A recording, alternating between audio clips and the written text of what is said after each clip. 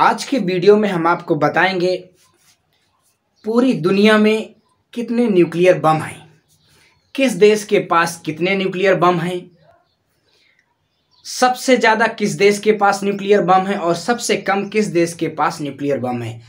अगर third world war होता है तो कौन देश किसके साथ होगा, कौन देश किसके साथ नहीं होगा। 2013 में एक वैज्ञानिकों की टीम ने एक सर्वे किया था। तो पहले हम बात करेंगे उस सर्वे रिपोर्ट की कि उस सर्वे रिपोर्ट में युद्ध के बारे में क्या कहा गया कि अगर युद्ध होता है तो कैसी हालत होगी दुनिया में, कितनी तबाही होगी दुनिया में, ये सर्वे रिपोर्ट बोलती है। जैसा कि पहला विश्व युद्ध हुआ उसमें लगभग 37 देशों ने भाग लिया, दूसरा विश्व युद्ध हुआ उसमें 70 देशों ने भाग लिया। अब अगर तीसरा विश्व युद्ध होता है तो हम मिनिमम ले लेते हैं कि 70 देश तो भाग लेंगे ही लेंगे। तो हिरोशिमा और नागासाकी वाली घटना आपने देखी होगी। वहाँ पे जो परमाणु बम गिरे थे और जो अभी प्रेजेंट टाइम में जो जिन देशों के पास परमाणु बम हैं उससे लगभग 3000 गुना ज़्यादा शक्तिशाली परमाणु बम हैं। तो अगर तृतीय विश्व युद्ध हुआ तो कितना खौफनाक मंजर होने वाला है। लगभग पहले हफ्ते में 10 करोड़ के आसपास लोग मारे जाएंगे। उसके बाद जो बचे उनमें से 2 से 3 लाख लोग भूख से मारे जाएंगे, आधे से ज़्यादा लोग उसकी तपिश में मारे जाएंगे और गर्मी इतनी बढ़ जाएगी कि जो ग्लेशियर हैं, जो बर्फ़ की चट्टानें हैं, वो सब पिघलने लगेंगी और बहुत सारे देश समुद्र में डूब जाएंगे। रेडिएशन इतना बढ़ जाएगा कि जो बचे हुए लोग हैं वो तड़प तड़प के रेडिएशन की वजह से मर जाएंगे। पृथ्वी पर पेड़ पौधों का नाम निशान नहीं रह जाएगा। तो ये थी खौफनाक तस्वीर उस युद्ध की जिसकी आशंका जताई जा रही है। अब हम बात करेंगे किस देश के पास कितने परमाणु हथियार हैं, कौन देश परमाणु हथियारों में सबसे शक्तिशाली है। तो अगर इस समय बात करें प्रेजेंट टाइम में पूरी दुनिया में इस समय 13,133 एटम बम हैं। इनमें से जो सबसे ज़्यादा हैं 6,257 ये रूस के पास हैं, सबसे ज़्यादा रूस के पास हैं। इसके बाद आता है अमेरिका 5,550। फिर जो चाइना के पास एटम बम है वो 350 एटम बम है। 290 एटम बम फ्रांस के पास हैं, 225 एटम बम इंग्लैंड के पास हैं, 165 पाकिस्तान के पास हैं और 156 इंडिया के पास हैं, 90 इजराइल के पास हैं और 50 नॉर्थ कोरिया के पास हैं। तो ये वो कंट्रीज़ हैं जिनके पास एटम बम हैं। कहते हैं वर्ल्ड वार 1986 में उस समय इससे कहीं ज़्यादा एटम बम थे। सिर्फ रूस के पास उस समय 40,000 एटम बम थे।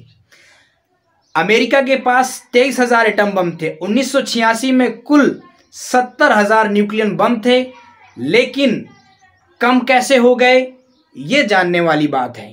तो उस समय इन सभी देशों के बीच एक समझौता हुआ कि इतने सारे परमाणु बम रखने का मतलब है दुनिया के लिए एक बहुत बड़ा खतरा पैदा करना। तो आपसी समझौते के तहत बहुत सारे बम निष्क्रिय कर दिए गए थे, बर्बाद कर दिए गए थे। लेकिन जो अभी प्रेजेंट टाइम में बचे हुए हैं, जितनी पूरी दुनिया में एटम बम हैं वो काफ़ी हैं दुनिया का नामो निशान मिटाने के लिए, दुनिया को नक्शे से गायब करने के लिए। नक्शे से क्या, नक्शा ही नहीं बचेगा तो दुनिया क्या। 1961 के टाइम में जो दुनिया का सबसे ताकतवर, सबसे भारी, सबसे बड़ा एटम बम था वो था जार, जो रसिया के पास ही था। जार में इतनी क्षमता थी कि जब उसका परीक्षण किया गया था तो उसको ज़मीन से 4 किलोमीटर की ऊंचाई पर उसका विस्फोट किया गया था। तो उसका जो बवंडर था, उसका जो आग का बवंडर था वो लगभग 60 किलोमीटर ऊंचाई तक गया था और साथ में उसमें इतनी तेज़ रोशनी हुई थी कि उस रोशनी को 1000 किलोमीटर दूर से भी आसानी से देखा गया था। इसको उस समय शहंशाह नाम से जाना जाता था। जब इसका विस्फोट हुआ तो 55 किलोमीटर के दायरे में जो भी चीज़ आई वो पूरी तरह से राख हो गई थी। 160 किलोमीटर के एरिया में जितने भी घर थे उनके खिड़कियों के कांच पूरी तरह टूट गए थे और लगभग 100 किलोमीटर की दायरे में जो लोग आए वो रेडिएशन की वजह से मारे गए थे। फिर बड़ी बड़ी कंट्रियों ने आपस में मिलकर एक समझौता किया कि कोई भी परमाणु बम का परीक्षण जमीन के ऊपर नहीं करेगा।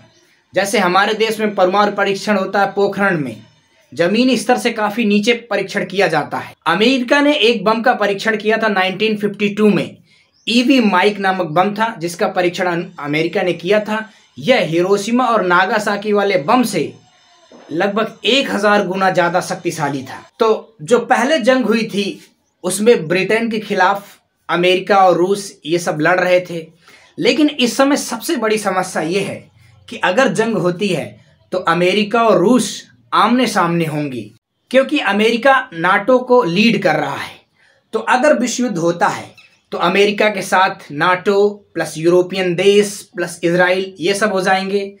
और इस समय रूस की तरफ से चीन है।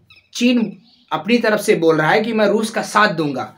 और भारत की स्थिति ये है कि रूस का तो बहुत अच्छा मित्र है, लेकिन वहाँ चीन की दोस्ती पाकिस्तान से ज़्यादा है और हमारी दोस्ती पाकिस्तान से है नहीं।